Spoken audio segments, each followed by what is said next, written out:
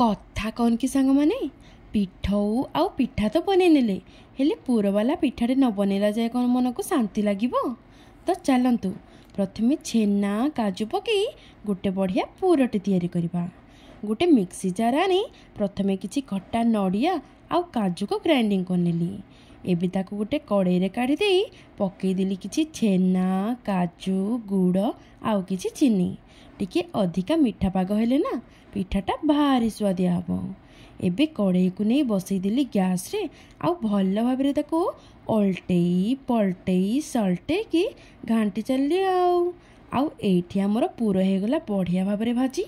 एबे छेचना रे छेची आनली किछि गुलमरिच आउ किछि गुजराती।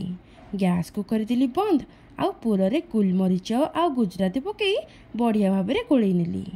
आउ कोन रेडी हे गला हमर छेना नडिया पूरा।